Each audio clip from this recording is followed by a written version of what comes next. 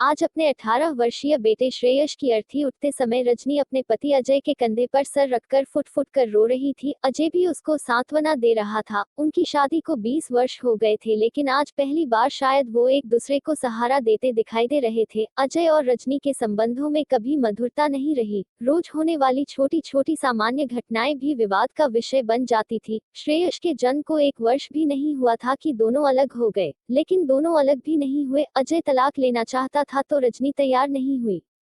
दोनों के मध्य मुकदमा हुआ। रजनी के परिवार ने अजय पर दहेज और घरेलू हिंसा का मुकदमा किया, जिस कारण उसके परिवार को 2 वर्ष से ज्यादा जेल में भी रहना पड़ा। इसके बाद अजय ने भी रजनी पर चरित्रहीन होने के आरोप लगाए, तो रजनी ने भी अजय और उसके पिता पर चरित्रहीन होने के आरोप लगाए। उन दोनों की इस कानूनी लड़ाई में दोनों की ही तरफ से एक दूसरे को नीचा दिखाने को हर तरह के झूठ सच आरोप लगाए गए। दोनों के ही माँ बाप अब इस दुनिया में नहीं थे। श्रेयश को हॉस्टल में पढ़ने के लिए भेज दिया गया था। अजय और रजनी श्रेयश से मिलने तो जाते थे, लेकिन श्रेयश ने कभी उन्हें एक साथ नहीं देखा था। जैसे जैसे उसकी उम्र बढ़ी, वो भी इनके विवाद को समझ गया। उसने भी प्रयास किए, लेकिन कुछ नहीं हुआ। श्रेयश ने नशे को अपना साथी बना लिया और पढ़ाई भी छोड़ दी। अब वो इन दोनों से ही दूर भाग रहा था। अजय और रजनी को जानकारी मिली कि इनका बेटा अब जिंदगी की आखिरी सांसें गिन रहा है। अजय और रजनी श्रेयश के जीवन के आखिरी 15 दिन उसके साथ रहे। जीवन में पहली बार वो साथ साथ रहे। इन 15 दिन दोनों इतना रोए कि श्रेयश के दाह संस्कार तक तो दोनों की ही आंखों के आंसू सूख चुके थे। अजय ने श्रेयश का अंतिम संस्कार अपने पैतृक गांव में ही किया। पहली बार अजय और रजनी में किसी भी विषय को लेकर कोई विवाद नहीं हुआ था।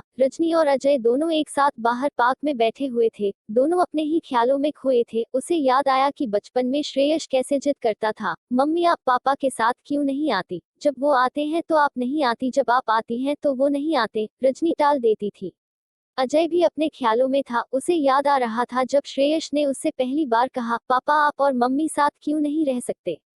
अजय ने झल्लाते हुए कहा, उसके साथ कोई नहीं रह सकता, तू भी नहीं।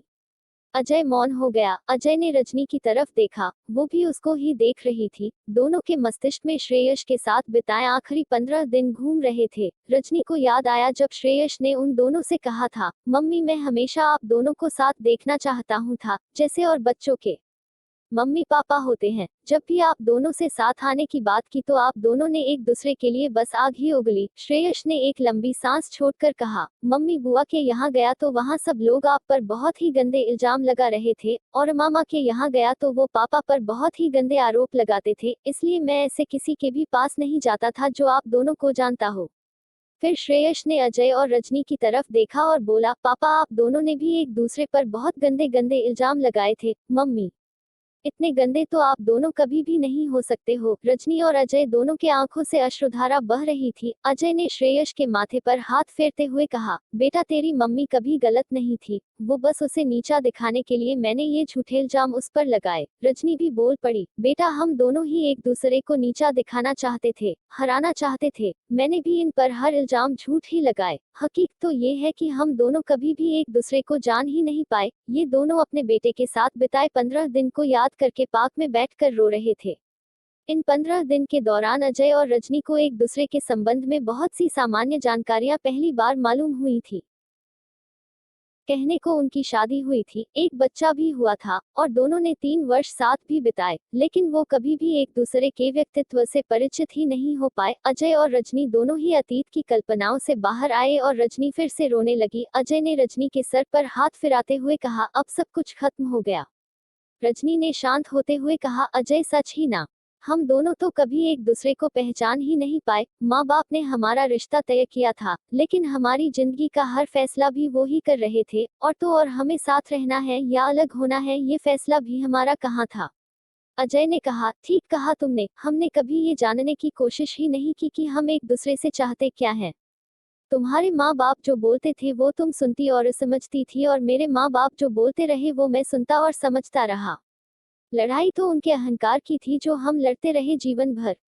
हमारे माँ बाप के अहंकार की लड़ाई लड़ी हमने, लेकिन उसे सबसे ज्यादा सहा हमारे बेटे ने। क्या मिला हमें? क्यों कभी भी एक बार भी हमने सारी दुनिया को भूलकर एक दूसरे के बारे में, अपने बेटे के बारे में सोचकर कोई फैसला नहीं किया? क्या हुआ परिणाम? मैं एक अच्छी बेटी, पत्नी और माँ नहीं बन पाए और तुम एक अच्छे बेटे, पति और बाप नहीं बन पाए, अजय ने अपने हाथों में रजनी के हाथ को लेते हुए कहा। जिन माँ बाप के ईगो की लड़ाई हमने लड़ी, वो चले गए हमें छोड़कर। लेकिन हम लड़ते रहे, रजनी।